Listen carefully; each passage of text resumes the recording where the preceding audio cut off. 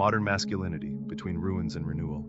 Masculinity today feels less like a fortress and more like a construction site. The old blueprint, be strong, provide, suppress weakness, lead without question, has collapsed. In its place, dozens of competing visions battle for dominance. Some men see this as liberation, a chance to define manhood on their own terms. Others see it as a crisis, the loss of stable roles, respect, and meaning. And many are simply confused. Be sensitive but decisive. Be ambitious but humble. Lead but not too forcefully. The old signposts are gone, but new ones have yet to be firmly planted. Yet within this uncertainty lies an extraordinary opportunity to rebuild masculinity consciously rather than inherit it unexamined. Let's get into it. 1. From ancient archetypes to industrial ideals. To understand the present, we need to look backward. In most traditional societies, masculinity was bound to survival and protection. The man was the hunter, warrior, or laborer, roles demanding physical strength and a willingness to face danger. Cultural stories reinforce these ideals. Achilles' courage on the battlefield, Samson's strength in scripture, the knight's code of honor in medieval Europe. With the Industrial Revolution, these archetypes shifted. Men left farms and battlefields for factories and offices. Masculinity became less about direct confrontation with nature and more about economic provision. The good man was the breadwinner, stoic, reliable, enduring hardship without complaint.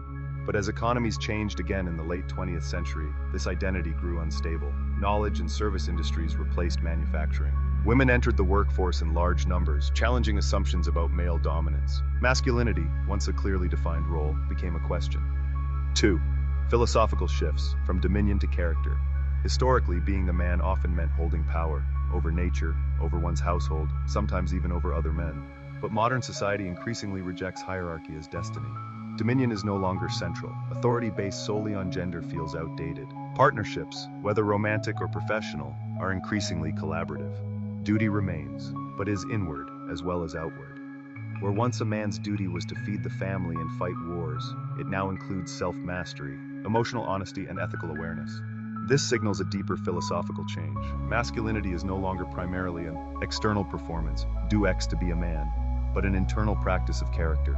The ancient Stoics might approve. To them, true strength was self-rule, not rule over others. Courage, discipline, and resilience were measures of personal virtue, not tools for domination. Modern masculinity is circling back to this older wisdom. Manhood as integrity rather than power. 3. The cultural battleground. If this were a quiet evolution, men might adapt naturally. But masculinity has become a high-stakes cultural issue, magnified by the internet's endless echo chambers. 3 powerful currents clash online. Critiques of toxic masculinity, rightly exposing how entitlement, aggression, and emotional repression harm both men and society. These critiques call for empathy, consent, and dismantling rigid gender roles. Reactionary movements, promising to restore manhood, often by romanticizing a past of strict hierarchy and blaming feminism or social change for men's discontent. Self-improvement communities, trying to offer a healthier middle ground by encouraging fitness, financial literacy, and confidence. But without deeper values, these can become performative, reducing masculinity to gym numbers, paychecks, or social dominance. The result, noise and confusion. Men are told to be sensitive but not soft, be confident but not controlling, be ambitious but don't measure yourself by your paycheck. These contradictions reflect not hypocrisy but cultural flux. Society is renegotiating what it admires in men. 4. Emotional suppression versus emotional literacy. One of the starkest challenges men face is learning to feel and express emotions without shame. Traditional masculinity rewarded stoicism. Boys were told, don't cry, tough it out, man up. Vulnerability was seen as weakness. But cultural consensus now emphasizes emotional intelligence as essential for mental health, relationships, and leadership. Men are urged to share openly, seek therapy, and build supportive friendships. This transition is rocky.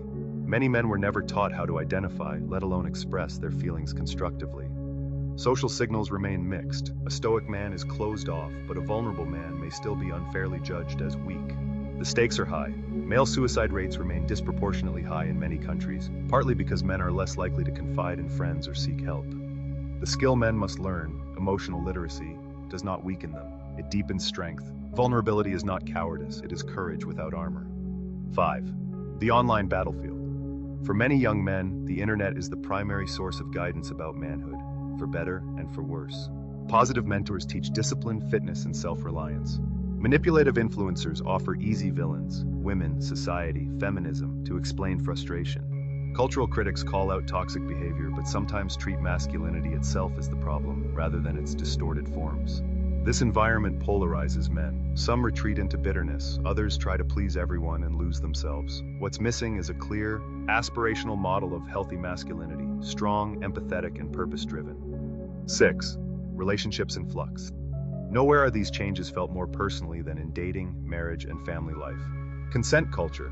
Modern relationships require clearer communication, a necessary and positive shift, but one that demands new social skills. Economic parity. Women's rising financial independence has transformed partnership dynamics. Men can no longer rely on being valued just for earning power. Loneliness epidemic. Studies show many men lack close friendships and emotional support. Traditional masculine norms discourage deep male bonds, leaving many without help during crises. For some, these changes feel like a loss of identity or purpose, but they are also an opportunity to build relationships based on mutual respect, shared values, and emotional depth rather than rigid roles. 7. Practical principles for a healthier masculinity. So what does healthy masculinity look like in practice? It's not about rejecting manhood or reviving an outdated version. It's about rebuilding it with intention. Strength is service, not dominance. True strength is measured not by how much power you have, but by how you use it. A strong man uplifts others. He protects, mentors, and serves without seeking control. Vulnerability is courage. Learn to name your feelings. Build friendships where you can speak openly. Ask for help when you need it. This is not weakness, it's emotional skill and leadership. Purpose beyond provision. Your worth is not just your income. Find meaning in personal growth, family connection, creativity, and community contribution. Integrity is identity. In a world of shifting roles, character is the compass. Honesty, loyalty, responsibility, and humility never go out of style. Mentorship and modeling.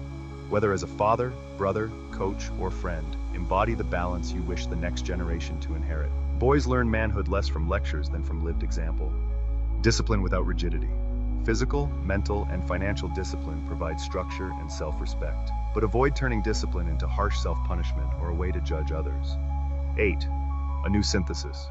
Masculinity does not need to be demolished or blindly defended. It can be refined, much like iron forged into steel. Keep what is noble: courage, resilience, loyalty, discipline. Discard what is corrosive: entitlement, emotional numbness, domination. Add what is overdue: empathy, humility, open communication. This isn't about becoming less of a man. It's about becoming more fully human.